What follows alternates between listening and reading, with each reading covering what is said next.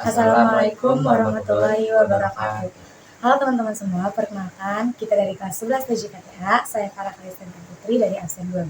Saya Muhammad Rafidhani Suara dari absen 23.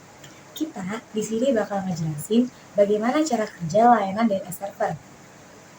Tapi sebelum itu kita akan menjelaskan apa sih itu DNS. Jadi, DNS atau Domain Name System adalah sebuah sistem yang berfungsi untuk mengkonversi nama domain menjadi alamat IP.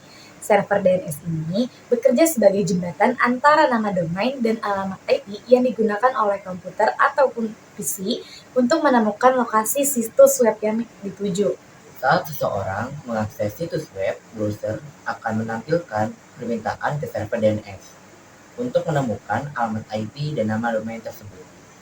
Setelah alamat IP ditemukan, browser akan mengirimkan permintaan ke server web yang bersangkutan untuk mengambil konten dari situs web tersebut. Nah, gimana sih cara kerjanya?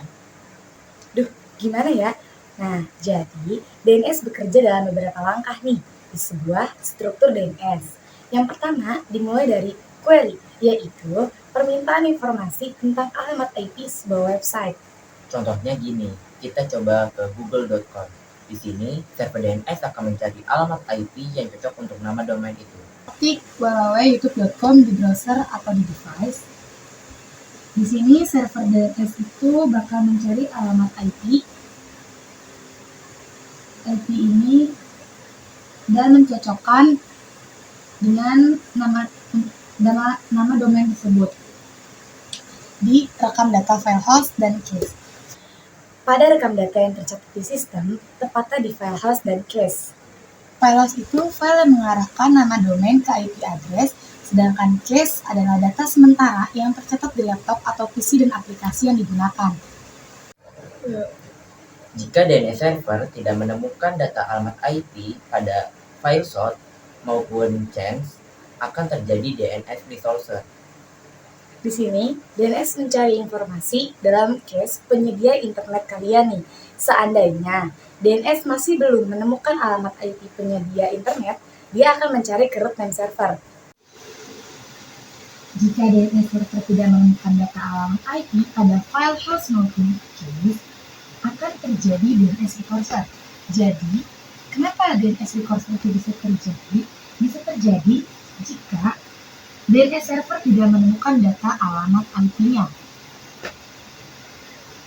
Pada tahapan ini, DNS mencari informasi dalam cache penyedia internet. Root name server adalah semacam database yang menjawab pertanyaan soal nama domain dan alamat IP address. Data yang root name server berikan tidak selalu spesifik ke alamat IP, tapi data top level domain atau TLD website seperti .com, .org, dan lain-lain. Adanya DNS masih belum bisa menemukan alamat IP, jika IP masih belum bisa ditemukan, dia akan mencari ke root name server ini. Root name server itu semacam database yang menjawab pertanyaan-pertanyaan soal domain dan alamat IP. Data yang root name server berikan tidak selalu spesifik tentang alamat IP, tapi data top level domain. Level domain ini mempunyai informasi yang spesifik. Sistem bisa meneruskan pencarian informasi ke semua yang benar-benar memiliki data yang dibutuhkan.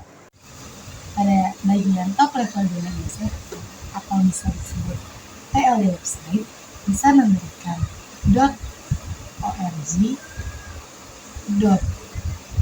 .com, dan lain-lain. Karena tiap top level domain ini punya informasi yang spesifik,